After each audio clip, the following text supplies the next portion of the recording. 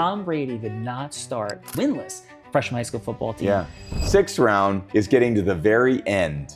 And I'm like, I don't know if I'm gonna go anywhere. You know, maybe I'm gonna have to not play football anymore. Maybe I have to go sell insurance like my dad. I throw it to the middle linebacker for UCLA, who goes 45 yards untouched, interception return for a touchdown on my very first college pass. I was very much a late bloomer physically, but there were some intangibles that I had. Like, that's not normal for kids. Of course I'm gonna play in college because that's what I wanna do. Like, why would I not? And then it was like, okay, well now I'm gonna go play pro football. Of course I'm gonna play pro football. Like, why would I not? If you push the limits and you try to do things that are very challenging, you're gonna fail. I think the competition is me versus me. It's myself today versus the version of myself yesterday, and the improvement that I can make on a daily basis, whether it's physically, mentally, or emotionally, to live the life that I want to live. Welcome to the Sean Callagy Unblinded podcast, where we support people in seeing what they don't see about growing their financial abundance, time freedom, magic, and impact in the world. And we have the greatest episode yet of the Sean Callagy Unblinded podcast, maybe never be surpassed, with who Tink Nicole Maiello is going to introduce the incredible, masterful who. Imagine this. Tom Brady, drafted 199th, overlooked and underestimated, steps out onto the field, not as a chosen one, but as an underdog. His story echoing the ancient tales where greatness is forged in the shadows of doubt. He didn't just win 7 Super Bowls, he shattered the very idea of limits. While Michael Jordan, Kobe Bryant, and Magic Johnson shared with their iconic coaches, Brady did the unthinkable. He left the dynasty he built. With a new team, new city, and new system, he conquered again. That's not just sports. That's Odysseus leaving Ithaca and returning with new kingdoms. Brady's heroic, unique identity is not just in his arm, but in his relentless heart, his obsession with growth, and his ability to elevate everyone around him. On the field, in business, and in giving back. He is the living proof that legacy isn't about where you start, but how you transform every setback into a stepping stone, every doubt into destiny. So let's welcome to the Sean Callagy Unblinded podcast, not only the greatest football player of all time, but arguably the greatest athlete and leader in sports history, the one, the only Tom Brady. Wow. Mr. Brady, thank you. Thank you. Thank you. So that was amazing, by the way. And I think completely accurate and appropriate. I wouldn't expect you to say that, but I do believe that. So before we started, I joked about my incredible disappointment in this remarkable place, the Card Vault that you're launching here in Las Vegas literally today. And again, it's such an honor and privilege to have you here. But I'm so crushed that my Jets have like one card in the entire store and no helmet here. So this is a man who has tortured me throughout my life. And the truth is that I used to root against you vehemently. And then as I matured and I began to understand mastery, I was inspired. I was led. And when you went to Tampa Bay and the transition occurred, I rooted for you so deeply in my heart and soul to do what you did. Appreciate that. And I was blown away by what you created. 24 years old, winning your first championship, 43 the last. Thank you again, Mr. Brady. And how do you feel about being in your store and the impact you're creating in all these different ways? You know, what's on your heart and mind today, please? Thank you so much for the introduction. And it's such a unique opportunity for me to be here and talking to you. And we all have our unique journeys that allow us to get to certain places in our life and our career and to connect with people in different ways. And I was able to do that in one way on the football field. And I think people could see that on the television screen every weekend, and my love of the game, my love of the teammates. And now when you transition to another part of your life where I'm not wearing the helmet and really engaged with one team all the time, I'm able to be out there in the community more often and hopefully making a positive difference and impact in a lot of different ways. And I do it on television in a broadcasting role.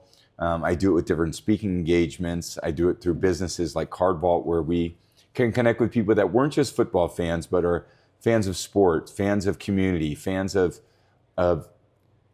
people that inspire you to do different things. And I'm only at this place in my life because of the people that came into my life and impacted me in a positive way. And I've learned from so many people on my journey, and I just want to give back to the people that have committed to me. And hopefully if I can continue to inspire people to reach for their goals and their dreams, well, that's a great legacy to live.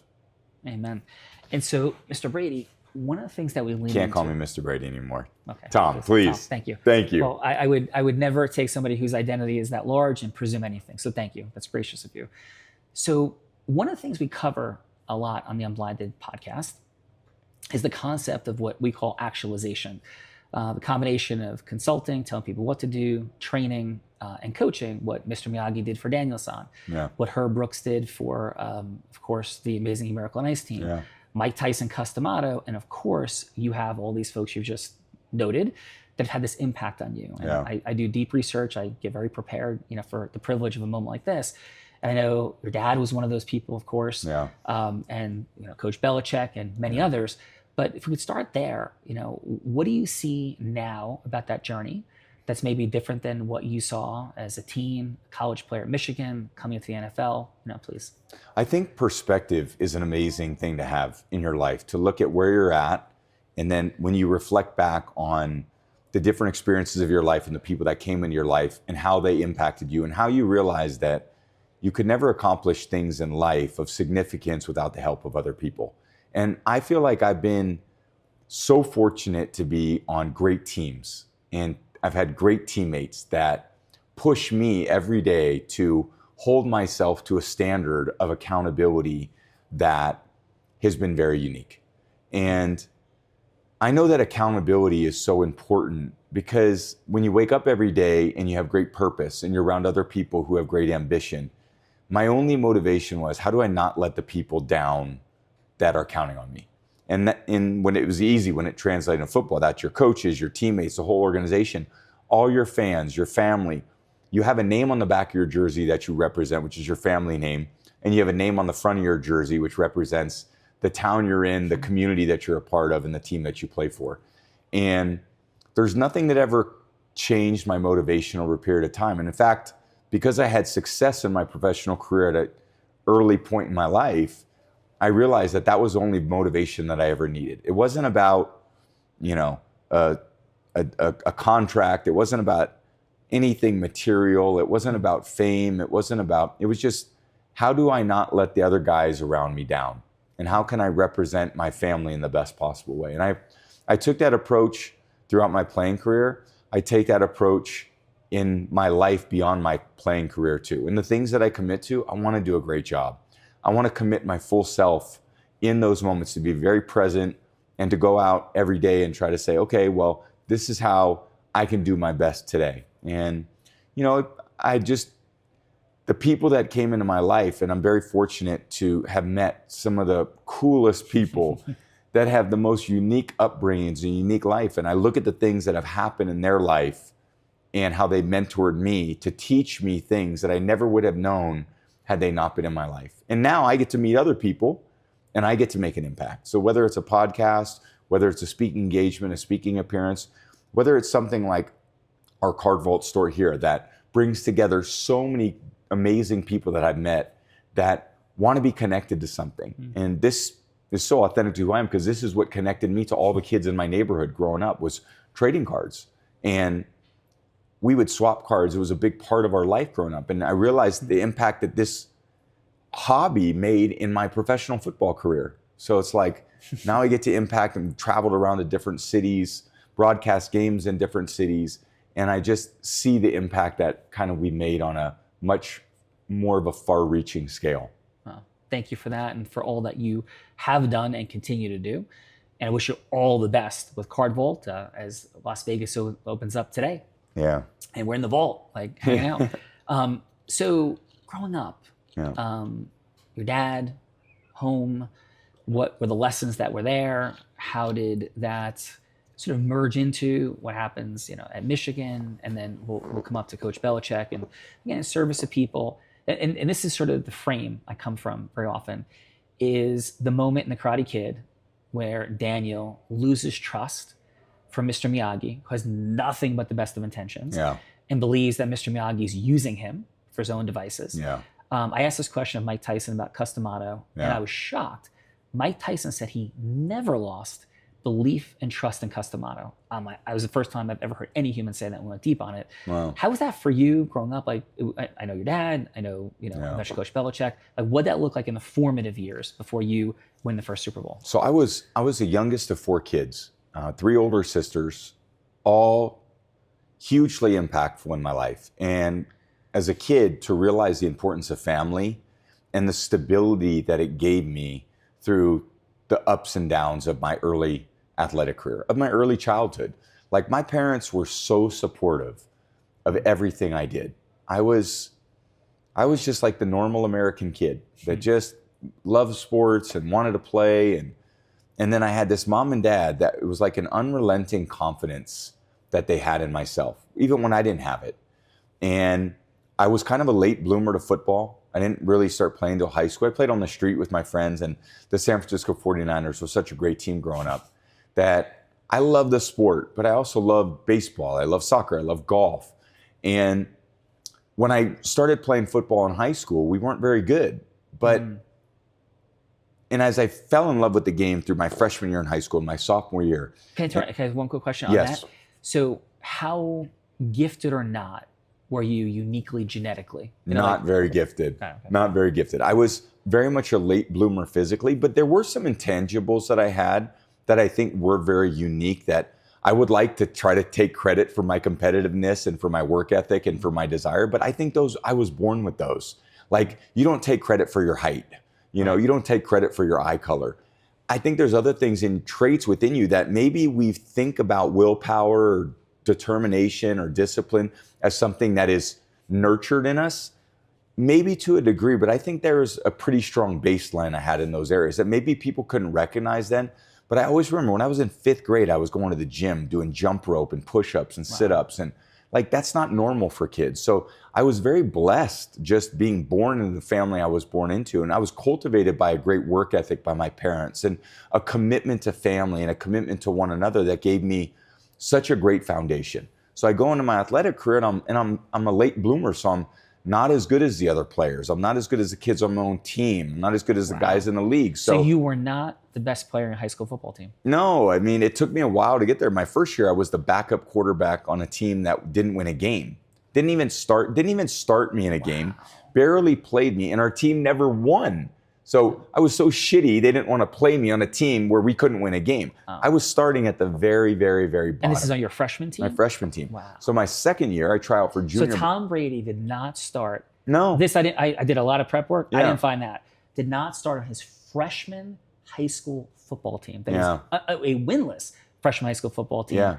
This is my favorite fact I have learned yet. Please back to you. Crazy. So I go to my second year, and I start on the junior varsity team because the guy who was a starting freshman quarterback, my friend Kevin Kristofiak, he quit football. He's like, I'm not playing football. We stink.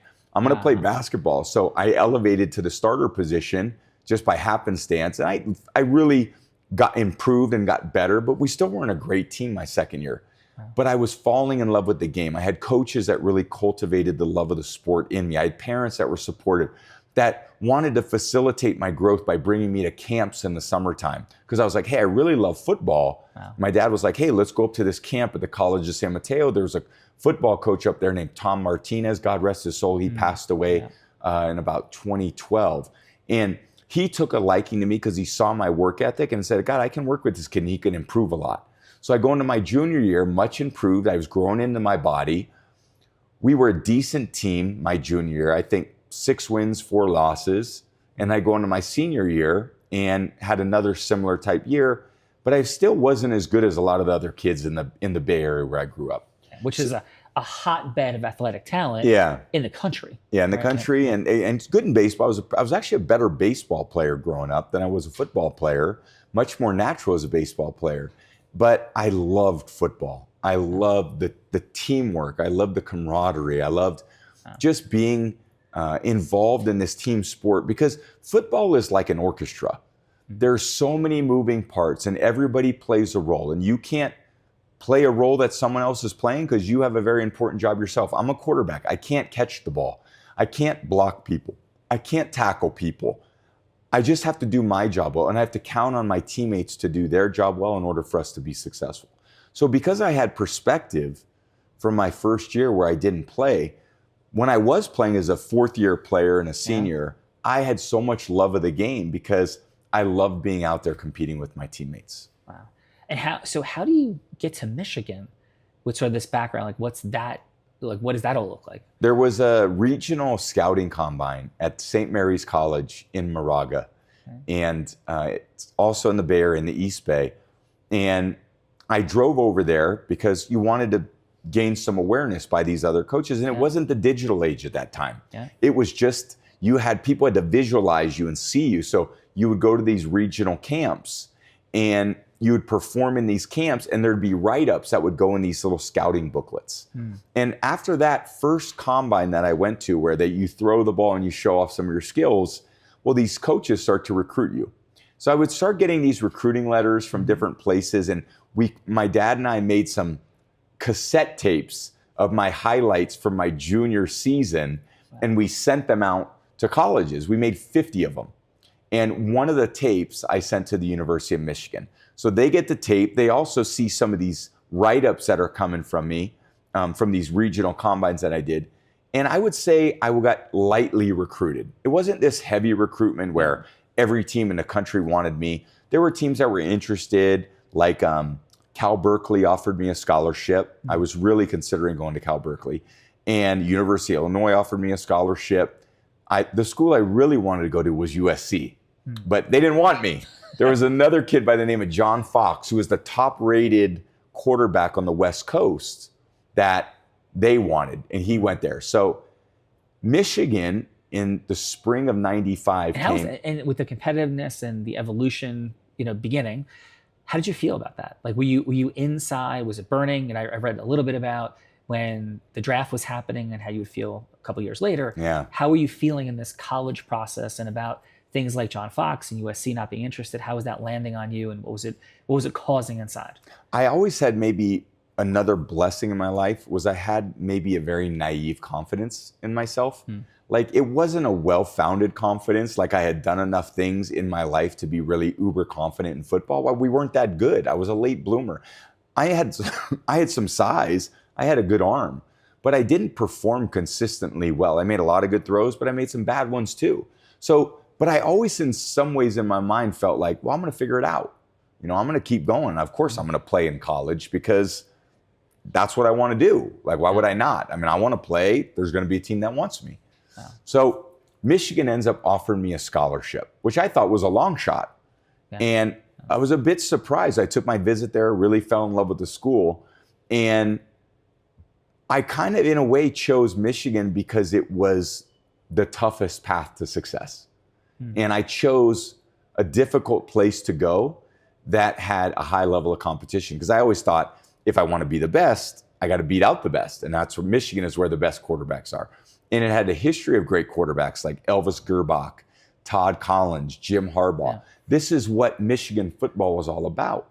And there was a great coach there named Bo Schembechler who used to preach, the team, the team, the team. And that's what I wanted to be a part of. So I go to Michigan, and there's 6 other quarterbacks on the team when I arrived on campus, which is not totally different than probably a lot of other schools. But I was the 6th or 7th my first year on the depth chart. Wow. It's a long way to go to being the starter. And they were going to suit you up though? They're going to carry 6 or 7 quarterbacks? They carry you because there's about 100 guys on the team in college. And I was a first-year player, and they redshirted me, and I had to grow into my body. Again, I was still physically behind everybody else. When I committed to Michigan and I showed up on campus in late July of 1995, I was only 17 years old. So I wasn't an 18-year-old, 18-and-a-half-year-old kid. Well, a lot of kids today, prep school is 19, 20 years old. Exactly. So my body was still catching up to the other guys. In fact, one of my freshman locker mates was Charles Woodson, who ended up winning the Heisman Trophy in 1997. I remember he took his shirt off in the locker room on the first day. And I looked over at him and I was like, holy shit, that's what a college athlete. And I looked down at myself and I'm like, oh my God, he's in another level league in his own. And he certainly was. But I had a lot of catching up to do because of what he looked like and how he played. And he had this crazy confidence in himself. And it was good for me to be around a guy like that because he inspired me to work harder to be better. So my first year I redshirted, didn't play. My second year, this is a crazy story. Yeah. We're playing UCLA. We're blowing them out. And of course, now I'm eligible to play because I already used my redshirt year. Yeah. So I'm like the third or fourth quarterback on the depth chart. We're smashing UCLA. It's the end of the third quarter. We're beating them by like 40 points. They look over at me and they go, Brady, you're going in the game. Of course, I got in Michigan Stadium. Wow. 110,000 fans. Wow. I know this game is being televised nationally because it's UCLA, Michigan. Right. Strap my helmet on. It's the last play of the third quarter. I hand the ball off. Quarter ends. Come to the sideline. They say, we're going to throw a pass. I'm like, okay. They said, what do you want to throw? I said, I want to call trips left, Lake Hank S. Okay, trips left's the formation. Lake is the protection. Hank is the route. And the S means I'm going to run a skinny post on the backside of the formation, which was like kind of a play where I want to show off my arm strength.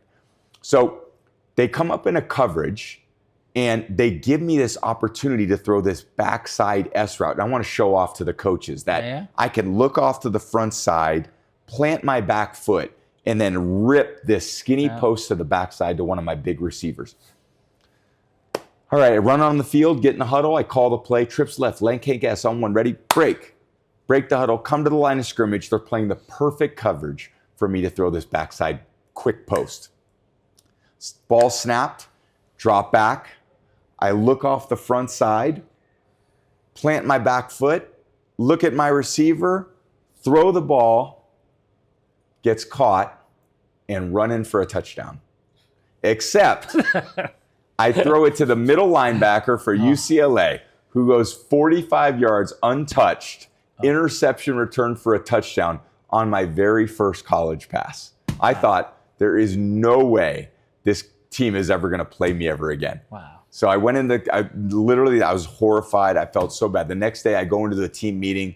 Our head coach, Lloyd Carr, Brady, we ever put you in the game again and you do that, you're never playing in that stadium ever again. And it was a very humbling experience for me. And I had to go back and I had to earn the trust back from my coaches and back from the other teammates that I had, that if they put me in, I'm going to make the right play. So it was a very inauspicious, humbling start to my college career. But I think things worked out.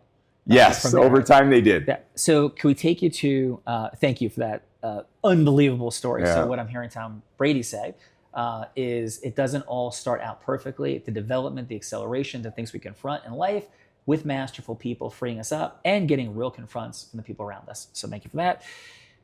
The draft. Yeah. Right? 199, 6th round. How are you feeling as that's progressing that day? Yeah, so I end up having, I would say, a very good college career. I finished my career as a starter, 20 wins and 5 losses at Michigan. I won 2 bowl games. Awesome. I thought I improved a lot over the course of my college career, and I dealt with a lot of adversity in college. And again, I go back to my early childhood, and I had a great work ethic, very competitive, had a great foundation to deal with success and failure because of my parents, total unconditional love and support from the people that mattered most in my life. Then I go to college a long way from home, and I grew up in California, and I go to the Midwest, freezing cold, long way from home. This is before cell phones. I can't just, call my parents up with things. So I had to grow up. So I go through my college career, I have a good career, and now I'm like trying to go to this pro level.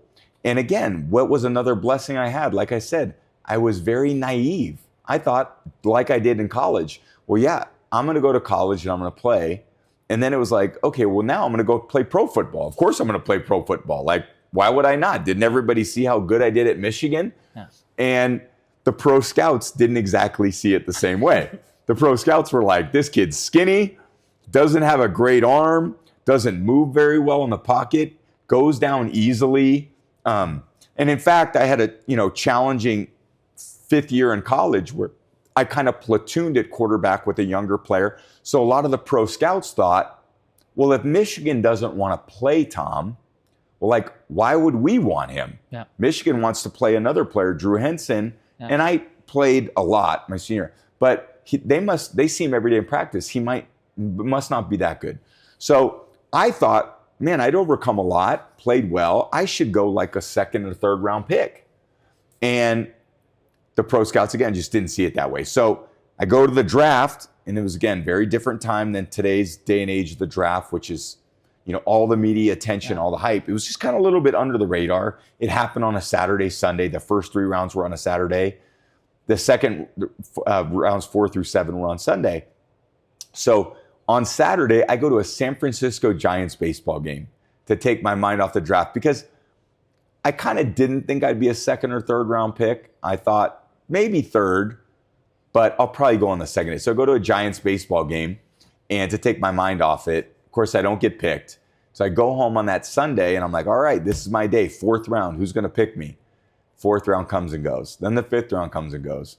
6th round is getting to the very end. And I'm like, I don't know if I'm going to go anywhere. Maybe maybe I'm going to have to not play football anymore. Maybe I have to go sell insurance like my dad. That was his job.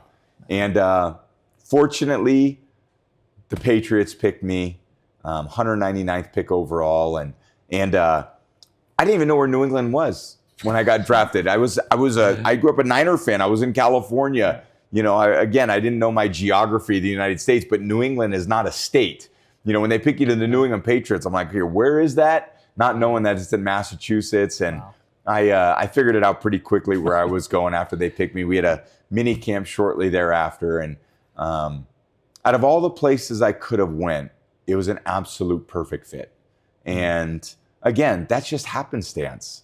You could be picked to a lot of other places, but I got to go to New England, Bill Belichick's first year, one of the greatest coaches to ever coach, the Mount Rushmore coaches, Bill Belichick. Right after being head coach of my Jets for one day. I know. One day. He resigned on a napkin that said, I no longer, I'm resigning as the head coach of the New York Jets, and ends up going to the Patriots.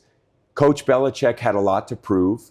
He saw something in me where I had a lot to prove, and it was a match made in heaven. And he took me under his wing. And in another crazy story, I was really responsible to get drafted by the New England Patriots by a coach by the name of Dick Rabine. Dick Rabine came to the University of Michigan. He was the quarterback coach for the Patriots. He worked me out, came back and reported back to the Patriots. Very good workout. He's definitely a prospect. Nobody else worked me out. Washington Redskins at the time worked me out. So New England comes and Dick Rabine's my quarterback coach. And Dick Rabine, my first year in New England, we didn't have a very good year, 5-11. We go into my second year, and in training camp, Dick Rabine is jogging on a treadmill and has a heart attack on the treadmill, passes away in that moment. And it was heartbreaking for all of us. And we really dedicated our season in 2001 to Coach Rabine. Wow. And because he couldn't, obviously, he wasn't the quarterback coach. We didn't have a quarterback coach. Coach Belichick became the quasi-quarterback coach. Wow. And he would come in and instruct the quarterbacks. This is how we're going to read defense. This is how we're going to, read coverages. This is how you're going to understand formation, shifts, motions. I'm going to teach all you quarterbacks how defenses are called. And it was just such an eye-opening experience for me to have Coach Belichick come in as our quarterback coach. And again, he took me under his wing. He embraced everything that I was. He knew my strengths, and we developed a very special relationship over that time. And you start that season not as a starter. Drew Bledsoe gets hurt. Yeah. And then a minute later, I'm sure there's 800 things that happen in between. You're winning the Super Bowl. Yeah. What was any reflections as that was happening on how improbable that was, coming as a 6th round pick and going back and not starting as a freshman in high school? How much do you reflect at that point on your life, what's happening, what's happened, how does that land for you? Or you're just like, hey, like, you know, I knew I was going to work. I knew I was going to get here. Like, what is it like? So, of course, when I wanted to go to college, like, yeah, I'm going to go play college football. Of course I'm going to play. Michigan, yeah, I'll go take on the other guys. Then at the end of my college career, well, of course I'm going to go play pro football. So like that naive confidence I had in myself obviously continued. So now Drew gets injured in week 2, the Sunday after 9/11, 2 Sundays after 9/11. And we're playing the Jets. Drew gets injured. And when I ran on the field, I thought, if I ever get my chance, they're never going to take me off the field. And of course we're going to do well, because that's what I knew how to do. I had worked really hard to put myself in a position to succeed. I got my opportunity and I wanted to do a great job with it. And the moment wasn't too big for me. I played at Michigan. It was 110,000 fans. In Foxborough Stadium, there was only 65,000. It was a small venue compared to what I was used to in college. Yeah. So I end up playing for, week 2. We lost the game. We start the season 0-2. The next game is the Indianapolis Colts. They're undefeated. We hadn't won a game, and it's my first real start. And one of the great stories about that game was we ended up beating the Colts really bad, 40 plus points to like 17. They had Peyton Manning's on the other side of the ball. Of course, I'm so enamored by Peyton Manning because I thought he's like, the guy that I looked up to, even though he was just a year older than me. I saw Peyton in pregame warm-up, but I went over to him and I said, hey, put my hand out. Hey, Peyton, I'm Tom Brady. He goes, yeah, I know who you are. And I was like, holy shit, Peyton Manning knows who I am. And we ended up intercepting 2 passes from Peyton Manning that day that were run back for touchdowns. Wow. One by my teammate Otis Smith, who was a cornerback, and one was Ty Law. Coach Belichick comes into the locker room after the game, and he wants to give out game balls. And he gives out 2 game balls, and he says, 1 game ball is for you, Otis Smith, not for your interception return for a touchdown, but for your block that you made on Ty Law's interception return for a touchdown. And he said, the other game ball is for you, Ty, not for your interception return for a touchdown, for the block that you gave to get Otis Smith into the end zone on his interception return for a touchdown. And if you think about that, that is the ultimate team sport. Football, the glory doesn't go to the person who makes the play. It goes to all the guys who contributed to a teammate making a play. That's what I loved about the sport. Yeah. I'd throw a touchdown pass, and yeah, it was great. Everyone's talking about, Brady throws it to Gronkowski. Brady throws it to Troy Brown for a touchdown. I wanted to celebrate with the offensive linemen. I wanted to celebrate with the guys who are blocking for me up front. It's just, that's the sport. And the more we can get back to that, the better the sport's going to be. It's always about us. It's always about we. It's not about me. And life, whether it's a successful business, family, sports team, it's always about us. What can I contribute? They're energy givers and they're energy takers. The more people that can give energy, and you wake up every day going, how can I serve you as my teammate? How can I serve you as my partner? How can I serve you as my parent? Like, that is the best way to go about life, is how do you serve other people and how can you give back? And that's what the foundation of our team was built on at the Patriots over a very long career. We won the Super Bowl that first year, and because of the values created by the team and the culture we built, that continued on through the early part of my Patriot career. And then those values really began to just become so rooted in everything we did. It was always about the team. It was always about serving each other as teammates to go out there and be the best we can be. And that's what I valued more than anything in sports. Amen. So from that place, if folks are listening out there, our final couple minutes here together, what would you want them to know about how they could trust the people, whether it's a coach, a boss, a leader, how they can trust people or not, right? Because there's leaders that aren't serving the team and growing and effective. And then there's people like you played for and mentored you. What would you say to people about that and difficult decision? The moment of Daniel San, the Cobra Kai Johnny thing, and then the Daniel and Mr. Miyagi thing. Johnny shouldn't have been listened to. It looks like the Cobra Kai people. Like what advice would you give to people about discerning leadership and, being coached and led by people? So I think trust is built up through shared experience and communication. And I would say pure intentions. And people can manipulate people through life and tell people what they want to hear in order to get something that they want, which is not my style of communication. Yeah. I believe that leaders should always do two things that are critical to success and critical to leadership. You should care about the people that you work with, and you should care about the mission that you're trying to accomplish. If your individual personal agenda supersedes either of those two, you're never going to be defined as a great leader.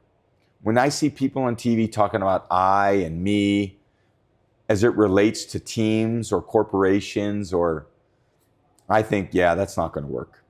Because great leaders always give the credit to the others. And great leaders also take the blame when things don't go right. And that's how you endear yourself to a group of people. In fact, you should always point the finger back at yourself. You should always think about any critical evaluation about something that doesn't go right should always start with yourself. What can I do better? What could I have done more of to support the cause? What could I have done? What did I learn from this experience? And then you try not to repeat it. And we're always going to make mistakes. Life is about making mistakes and learning from them. In fact, if you push the limits and you try to do things that are very challenging, you're going to fail. And the reality is within yourself, when you do fail, what kind of resilience do you have within you? What have you built up within yourself to try to solve that problem through failure, that if you do solve it, you can gain a tremendous amount of self-confidence and self-esteem because you realize that you are the solution, that you're not a victim, that you're someone that if you work hard, if you are humble, if you have self-awareness, if you have a growth mindset, and you have a relentless work ethic to figure these things out, you will overcome it. You aren't a victim of your circumstance. You are the solution to your life. It's your choice. It's your day. What do you want to make of it? Yeah, you can choose whatever you want. Every day we got opportunities to choose. And it's up to you. It's your life. Whatever you want to choose, you can do. You can go for it. Well, thank you for that. Final question after quick acknowledgement. What you did when the transition happened from Patriots to Tampa Bay, I think it was one of the most remarkable stories in the history of sport. 7th Super Bowl, all these other incredible people didn't win without those coaches. And you did. And I have 9,000 questions to ask, but we are at time.